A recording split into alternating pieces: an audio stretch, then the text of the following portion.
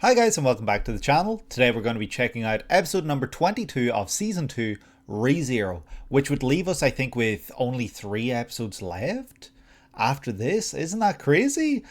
So yeah, we are marching onwards. We're going to see what happens, picking up off of where we left off in the last episode with Elsa, Garf, face to face. Frederica there too. Love the reunion that we saw in the last episode. Reunion of Roars, I believe it was referred to as the episode title, which I think is a really cute title. Other than that, I'm not really sure what more we're going to see here besides Subaru and Beatrice. That's what I want to see the most. I know that Elsa has been present since episode 1 of season 1. She's been this looming thread over everything. But honestly, forget about Elsa. I want to see Beatrice and Subaru have a long conversation that has been a long time coming. And yeah, he knows a lot more about her now. She knows hopefully a lot more about what is happening, but probably not. And we'll have to explain all that to her. But yeah, what a great series this has been. What a great season of television, of anime, of course. And we're going to check out this next episode right now. So if you guys do enjoy these videos, please leave a like and subscribe if you've not done so already. Comment down below letting me know if you guys are excited for any anime coming out in this next season, fall season I believe we are now in. And of course, as always, hit the notification bell if you would like to be notified when videos like this one go live, and share this with a friend or anyone that you know who might enjoy reaction content to ReZero episodes. And yeah, that's all I have to say before we start out this next episode. So yeah, let's just check this one out. ReZero, Season 2, Episode 22. A lot of 2s in there. Let's go. On the topic of a lot of 2s, Season 2, Episode 22, I am recording this on the 2nd of October, so there's another 2 for you. So let's dive into this. Here we go. Jeez, okay. Here we go, the battle. Love the way they did the lighting there. Whoa, look at them go. Garf's gonna get you. Holy shit. Oh my. Shades of guts. The boss. The boss, baby. Okay, we're gonna get Ram. And we're gonna escape. Yes, you do. We all believe in Garf at this point. Her whole face. Oh my, look at that. Didn't he say he was gonna ram her into a wall? Oh. Oh, she's got the slices. She sliced through the floor? What was that? I mean, she did something. Is it Petra down here? With Subaru and Beatrice inside? That you are. Don't like it when you do that. You're telling us your whole name. The strongest. Yep, that's our guy. My first battle. That's so funny. She's gonna play, she's gonna have fun, she's gonna get her dress dirty.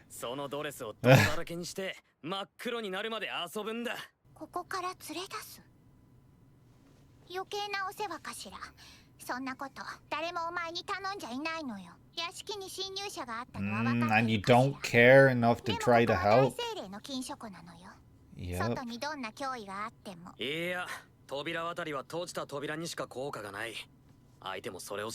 That she does.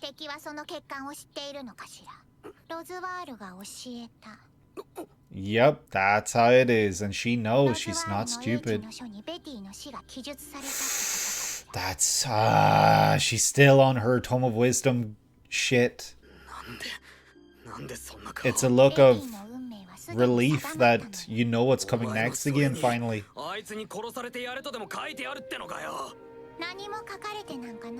Yep, the pages are blank.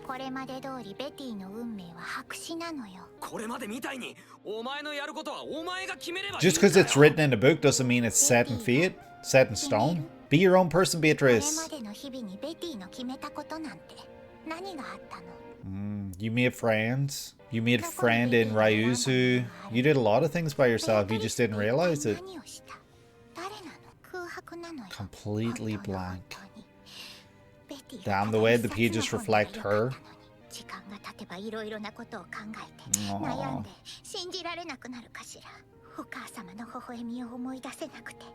記憶を寄せ集めてすがりたくなる夜だって何度もあった。 This poor girl. 孤独が怖くて誰かといたいと思ったことだけあったのよ。でもみんながベティを置いていく。お母様もロズワールもリューズだって。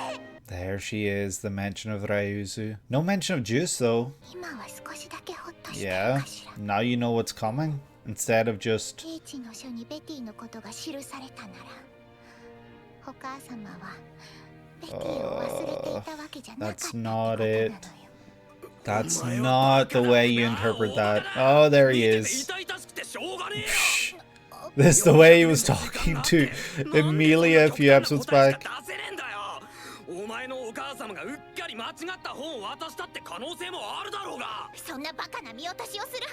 Well, Subaru's met her. That's crazy. Your mother is stupid. Yep. There it is. I love that he's not coming here and being like, I'm that person. He's doing the opposite of what Roswell said. A rebellious face.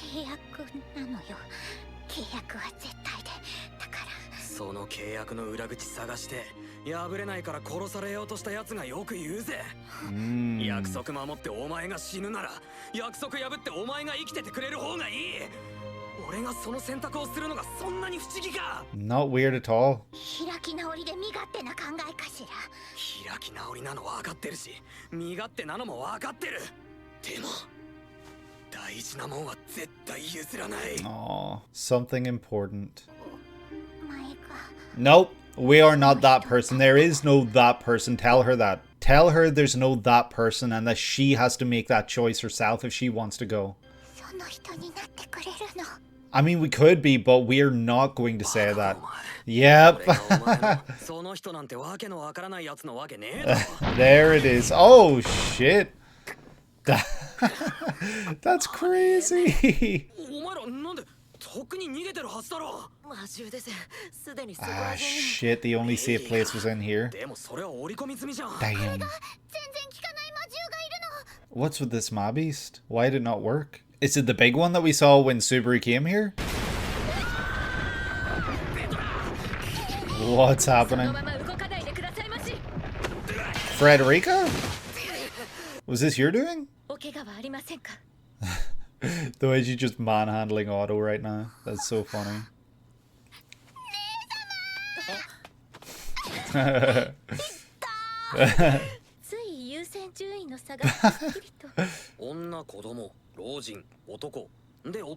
And then Otto. She's very important to us. Big rhino? No, it's a big hippo. Hippo mob beast. Melee. Melee.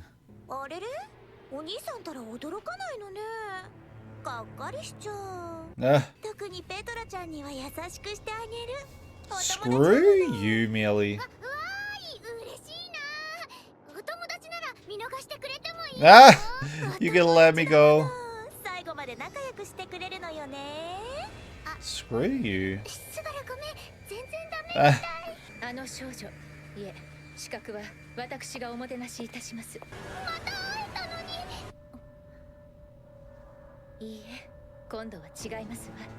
Okay. Wait, what are you talking about? 10 years apart. There is no greater happiness. What is in Roswell's room? Is Roswell's room the one that has the door? Or the bookcase that opens? This big rhino. Rhino my beast. The finest hospitality and it's beating your ass. Rock Piggy?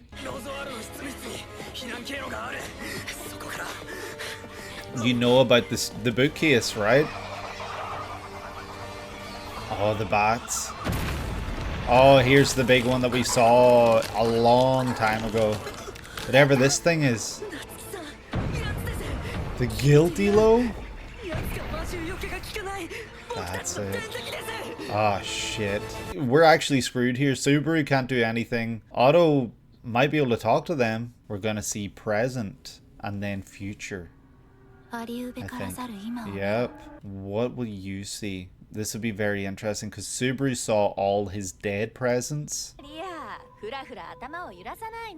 Present where Mother Fortuna was still alive.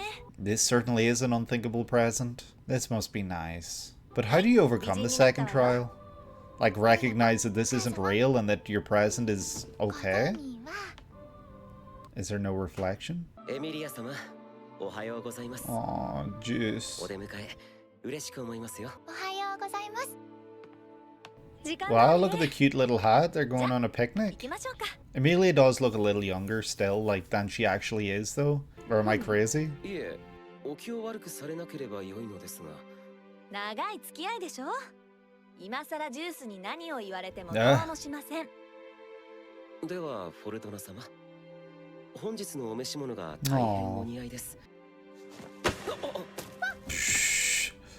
Why is she so grumpy? That family.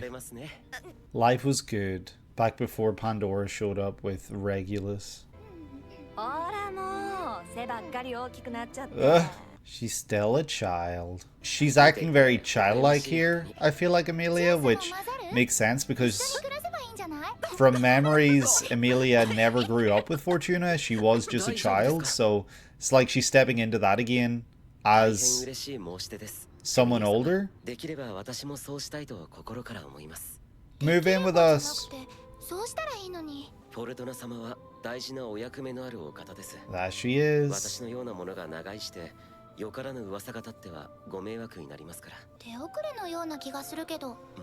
Everyone talks about you. Let's be one big happy family. I've said what I wanted to say. You two young folks. Where does she learn all these things, all these like old phrases and stuff? This is nice. Which makes her start to cry because she's realized she's playing a role. Psh, for real.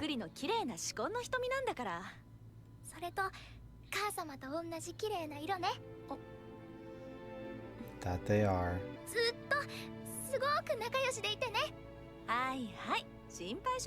A worry wart. That's one of the things she said a long time ago, no? Seeing Emilia not in her like little dress is very strange. Aw, that was an unthinkable present. Archie?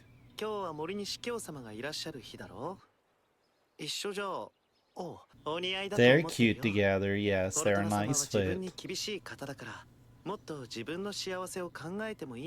Aw, she doesn't think about herself as much as others.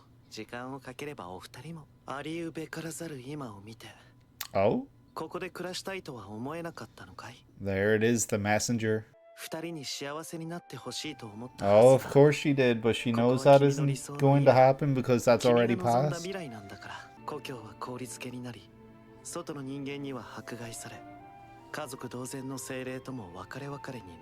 Yeah, it's a lot.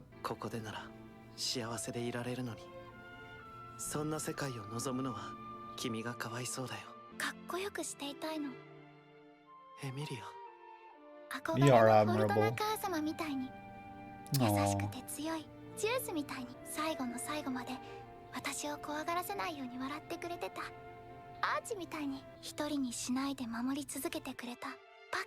Puck left you alone a lot, actually. Aww. Like Otto? That he does. 弱音も泣き言も絶対に言わなかったガーフィールみたい Did he not? 傷だらけで苦しんで私を好きだって言って無茶ばっかりするスバルみたいに Yep, that's Subaru right there. あの人たちにカッコつけられる私でいたい Aw. That's very nice, 私も actually. 誰かに手を差し伸べてあげたい And I'm sure you will. 外の世界も未来も怖くなんてないわ心配してくれてあり That's がとう that's the future that's waiting for you. 私は Yeah? 大丈夫だよアーチお兄ちゃん Archie Oni-chan. エミリアは頑固だから That she is. それでどれだけ俺たちやフォルトナ様が振り回されたこと Look いいさだって at how you've 妹 grown. のわがままを聞くもんだからさありがとうお兄ちゃん Aw. Everyone was like a family. They all loved each other. 私にこの世界を見せてくれてありがとうエキドナ Mm-hmm. 父様を見られる日 Mother and father? What? You just called Juice your father? That's crazy. 君はエキドナ君が憎い Oh, shit. ただ君が Wow. 憎い I really find it hard to understand Echidna in these situations sometimes. Like, is it a jealousy thing, or is there more to it that we don't quite understand yet?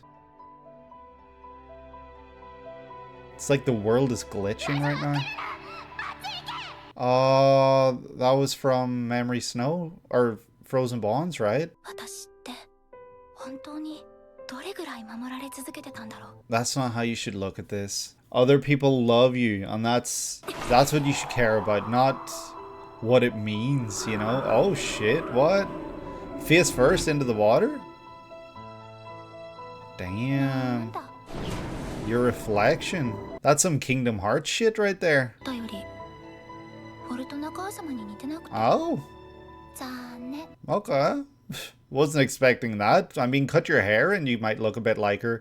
I mean, your eyes and facial, makeup, like not actual makeup, but the makeup of your face are different. Look at everyone here. This is nice.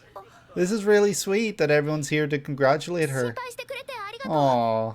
私は全然元気ですまだ約束の試練が全 Yep, 部 we 終わってな have くて one more to go. でもスバルたちから聞いてくれてるはずよね We're gonna get out of here. Let's go. Amelia's gonna do it. なんか言われたっけかいやよく思い出せね Didn't tell him shit. 約束通りお待ちしてます。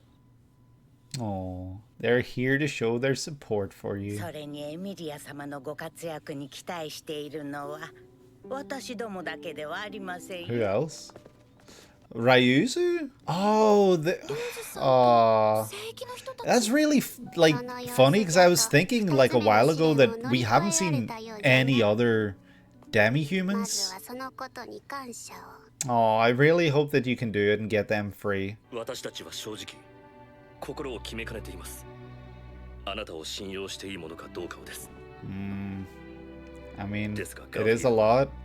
あの坊やの怒鳴り声を皆聞いていましたあの頑張り屋がどんな気持ちでいたのかそれを知って俺は自分が情けないあいつはまだ14の子供だ Yeah, he was so full of passion and あの子は立派だ he's trying his absolute best. それはあなたにも言え And ること yep, です that's exactly what Amelia's doing. That's exactly what Subaru's doing. And you're going to be able to live the kind of life that you've only ever dreamed of, being able to leave the sanctuary. きっと無事に終わらせてその時 One き Piece. ちんと話をしましょう約束します必ず長いし真面目すぎ Too long, too serious. 私から俺に戻っとったし恥じゃ恥じゃ What? すみません長老すごく頑張れそうです Yes, you got 慣れ this. たのなら幸い次が最後の試練とのこと The じゃ very last. Yep.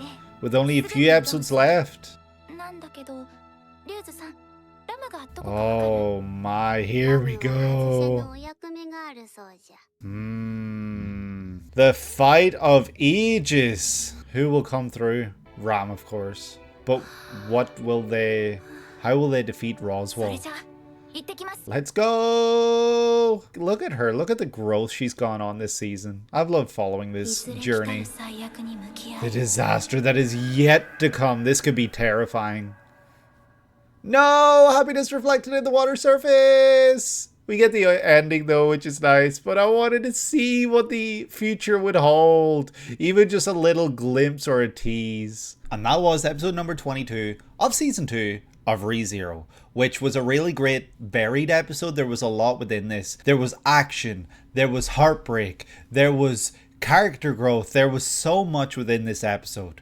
And yeah, let's just start from the beginning, where we start off with Elsa versus Garfield, and we get to see just how powerful and strong both these characters are, because we know how strong Elsa is. She has been a thorn in our side since the very beginning, and we get to see that Garf is standing up and facing off against her toe to toe. It looks almost like he's in control for a lot of this fight. So we're getting a great insight into the strength of Garf here during his fight against Elsa, and I think what he says about "this is my first fight" is very, very funny, because yeah, he might be making a few mistakes here and there, but also not really, and he's just so naturally gifted and so naturally strong that he doesn't need all this fight experience. He can just hold his own regardless, and that's where Elsa shines with her fight experience. And she's an assassin, obviously, so she knows a lot of things that she can do. She knows about learning her surroundings and making use of her surroundings. That's where her strengths lie, because that's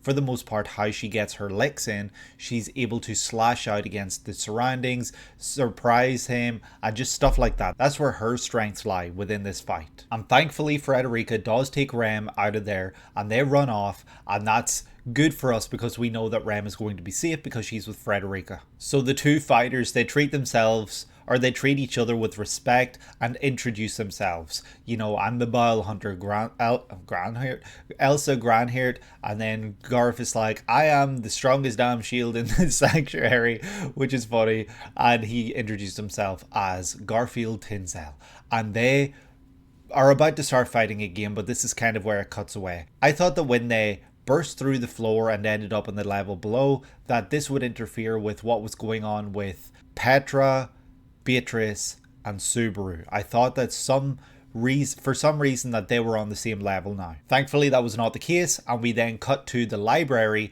the spirits library, where Subaru is repeating the same words that we heard at the end of the previous episode, where he's talking about, you know, taking her outside and, you know, she's gonna have fun and all of that. And she's like, who gives you the right to say that? Who says blah blah blah blah blah? And she's very clearly being like, I don't need to do anything. And Subaru's trying to explain, well, you're not safe as you think you are. This spell, this, you know, door magic, it's not going to protect you, because she knows the secret to it. She knows that if every door is open, there will be nowhere for you to hide. Your spell, your magic with the doors depends on every door being closed. Beatrice is like, how would the intruder know that? And another thing, Beatrice does not seem to really care that there's an intruder. It's nothing to do with her, and she's staying out of it, which is pretty sad that she doesn't try to save the others. Subaru hesitates to tell Beatrice how Elsa would know this, because obviously it's Roswell, and she deduces it herself,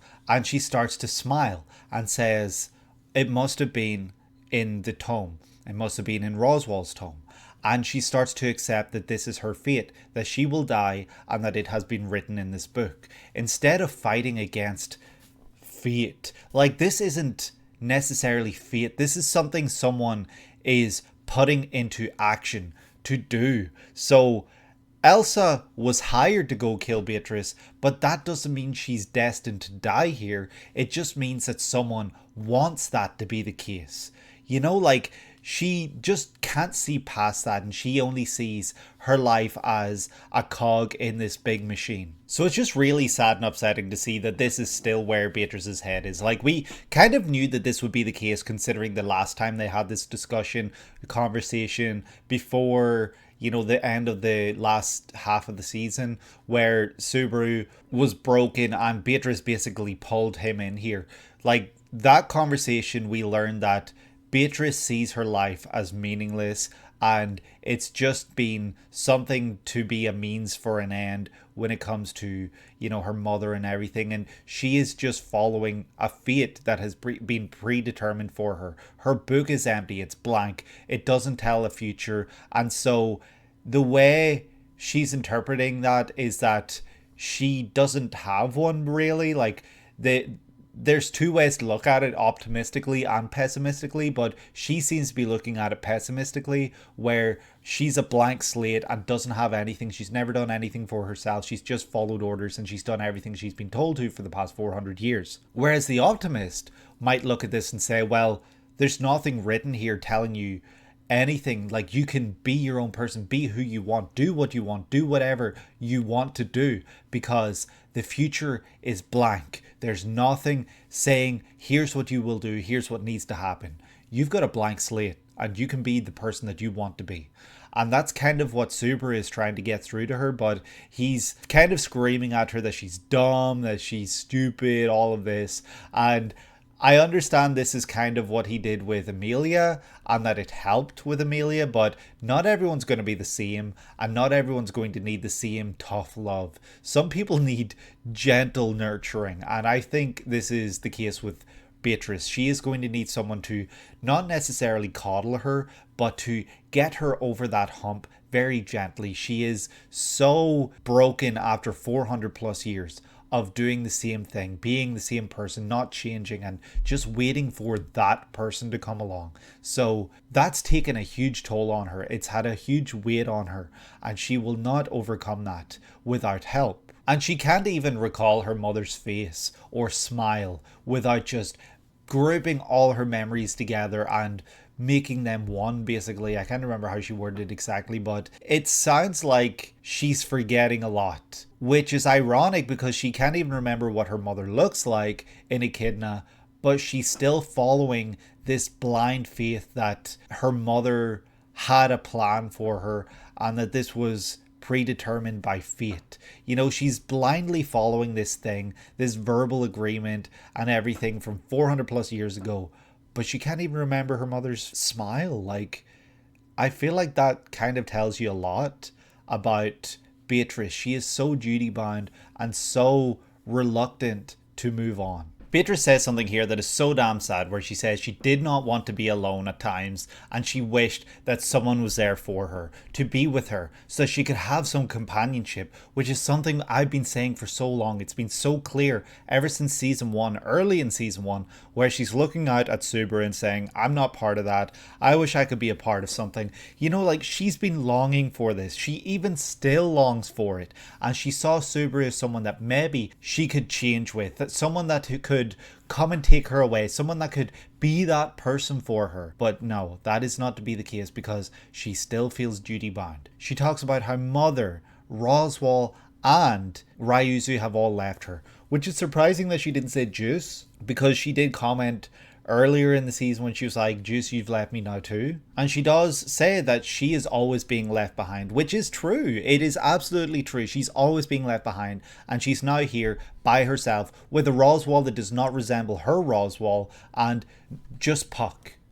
That's it. The only person that or character that she cares about is Puck. And so she's finding solace in the fact that Mother didn't forget about her because her name was in the Tome of Wisdom of Roswell's. It's just really upsetting because we know that fate can change, destiny can change, the future can change, and Subaru's here to do just that, but she's not willing to give it a try. She's not willing to move on because she doesn't see things that way anymore. She has long since given up on those grand delusions. So yeah, Subaru kind of lays into her and, you know, tries to get her to see reason. And she's like, well, could you be that person for me? And Subaru just responds, are you dumb?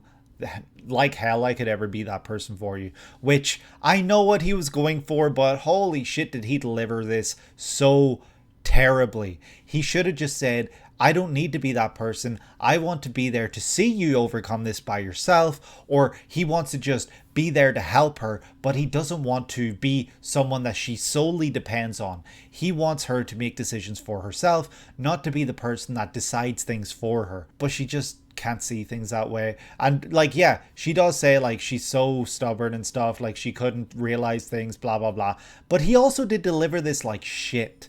So that's why he gets sent out of the room. He gets sent out and she is nowhere to be found again because he cannot open the door to get to her.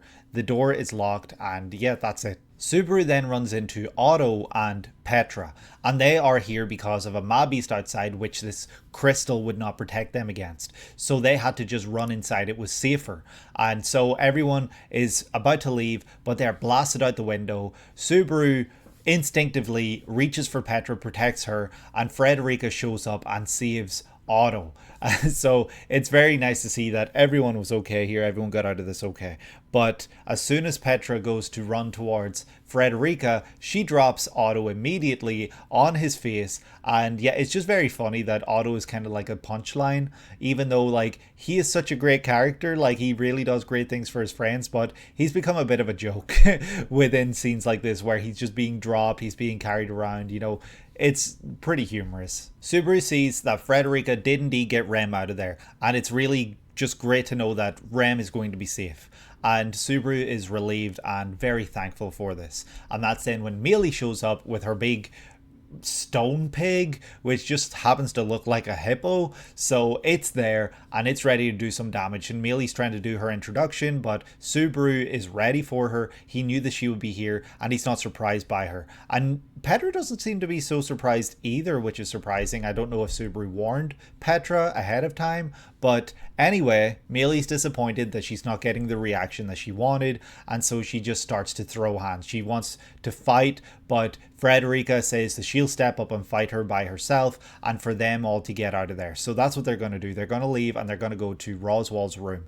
And the reason I think they're going to Roswell's room is because we remember seeing in season 1, episode 15, 16, I can't remember, there was a bookcase that opened up into a doorway at some point, and we have never returned there. And I'm wondering if that's going to be what they do here in Roswell's room.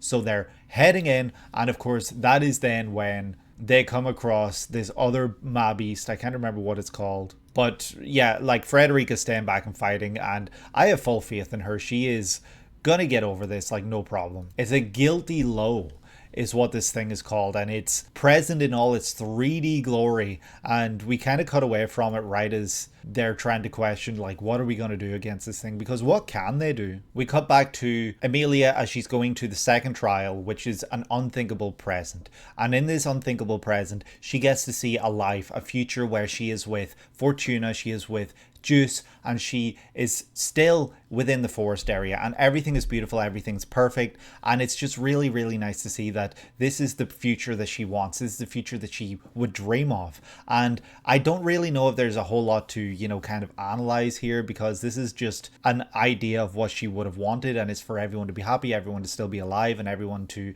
get what they want, and a part of that being Juice and Fortuna being together, and we get to see some more of that dynamic playing out with Fortuna being grumpy when Juice gives her a compliment. And yeah, it's really nice to see play out here, but it's not really until the end of this flashback where we kind of have content that really needs to be analyzed. And part of that content is when Archie shows up and says like, you're sure you don't want to live in this future? And Emilia basically says, I know that this is great, but I've got a lot of people that I want to inspire.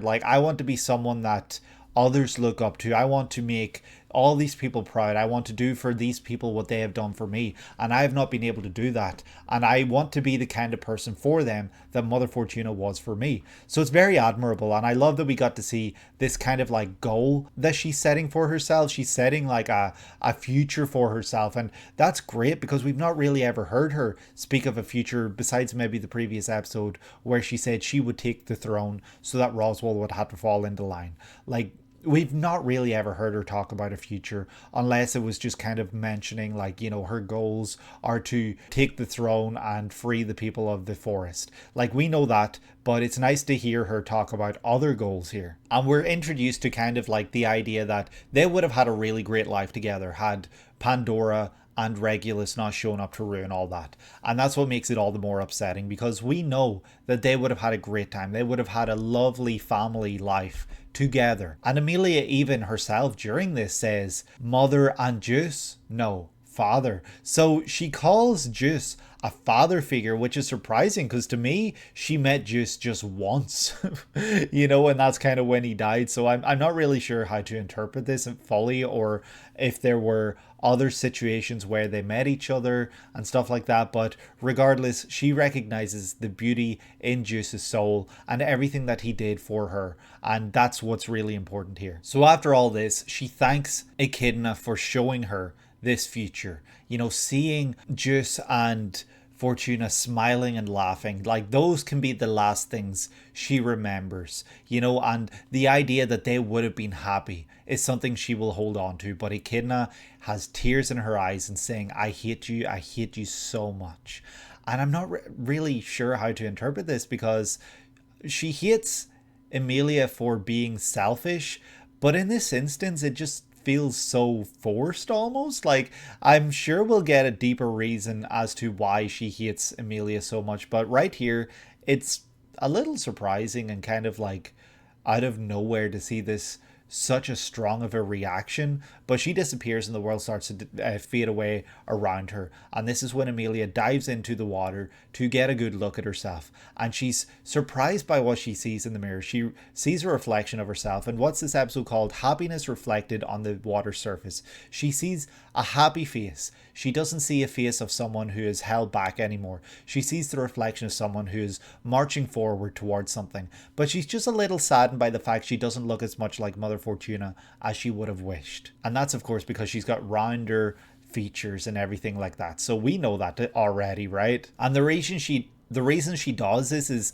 almost symbolic of the fact that she doesn't know who she is anymore, or at all, because she is just now learning about her past and everything. She didn't really know who she was prior to this, and she's always been depending on others. She has not been strong enough to be someone that can do things for herself, and she's been able to do everything for herself. She has simply had to depend on others and others' strength, and she's now realizing that, and that's why she wants to look at herself to see just who she is. It's very metaphoric, but she gets into the water and starts to sink away, and it's reminding me a lot of Kingdom Hearts' simple and clean opening, and I think there's a scene just like it at the end during Sanctuary for Kingdom Hearts 2. But yeah, it reminded me of that a lot, but it's really beautiful imagery, and I love the idea that Emilia is not necessarily sinking. Like, she looks like she is here, but she's coming out of this okay, and she sees that everyone from Sanctuary, including the demi-humans, are there to welcome her and congratulate her and everything, and they want their freedom as much as she does, and they're here to thank her for everything she's doing and just celebrate her.